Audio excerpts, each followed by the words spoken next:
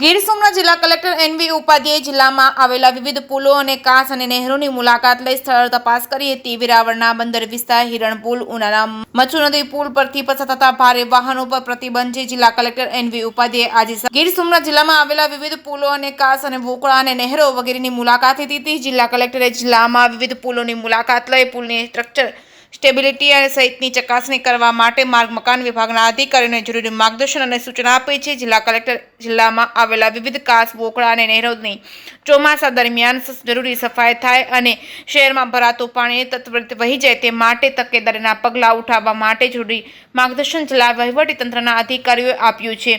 જિલ્લાના વિવિધ રોડ પર આવેલા 27 મોટા પુલ અને 104 નાના પુલ મળી કુલ 131 પુલોની ચકાસણી કરવામાં આવી હતી। જરૂરી સમારકામ માટેની સૂચનાઓ અને જર્જરિત પુલોની જગ્યાએ નવા પુલોનું નિર્માણ થાય એ માટે જરૂરી સૂચનો અને માર્ગ મકાન અને રાષ્ટ્રીય રાજમાર્ગ પ્રાધિકરણના અધિકારીઓને આપી હતી। વેરાવળના બંદર વિસ્તાર હિરણપુલ, મચ્છુ નદી પુલ પરથી પસાર થવા માટે ભારે વાહનો પર પ્રતિબંધ મૂક્યો છે। આ પુલની સ્ટ્રક્ચર સ્ટેબિલિટીને ધ્યાનમાં લેતા ભારે વાહનો પસાર થવા પર કલેક્ટરે પ્રતિબંધ ફરમાવ્યો છે।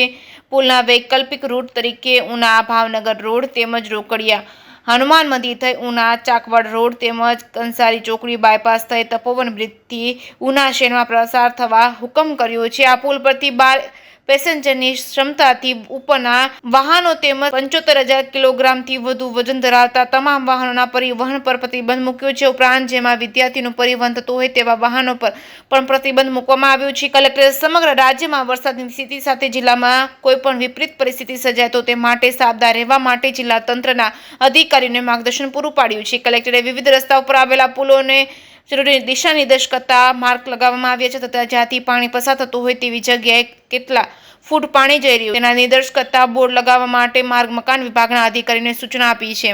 જેકેએસયુ ગુજરાતી સાથે મહેશ વાજા, સોમનાથ। રાજ્ય સરકારની સૂચના અનુસાર આજરોજ ગીર સોમનાથ જિલ્લામાં આવેલ પુલોનું નિરીક્ષણ ચાલુ કરી દેવામાં આવ્યું છે અને મારા દ્વારા આજે કુલ 4 પુલની મુલાકાત લેવામાં આવી છે। એ પૈકી 2 નાના પુલિયા ટાઈપ છે જે થોડા જર્જરિત છે અને આ એક જે મેજર બ્રિજ છે એક આ છે જે કાજલી ઉપર આવેલો આ પુલ છે નદી ઉપરનો। આ પુલ હાલમાં અમને થોડોક ટેકનિકલી એવું લાગે છે કે આમાં કોઈ ભારે વાહનોને પસાર થવા દેવા જોઈએ નહીં, એટલે આજે જ આપણે જાહેરનામું બહાર પાડીને આ પુલ ઉપરથી ભારે વાહનો પસાર ના થાય તે મુજબ આપણે આજે સૂચના બહાર પાડવામાં આવી રહી છે।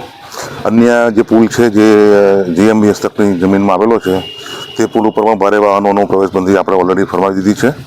આજે બાકીના જે પુલો આવ્યા છે ત્યાં અમારા નાયબ કલેક્ટરશ્રી જે છે બંને ઉના અને વેરાવળ એમના દ્વારા પણ અન્ય પુલોનું નિરીક્ષણ કરવામાં આવશે।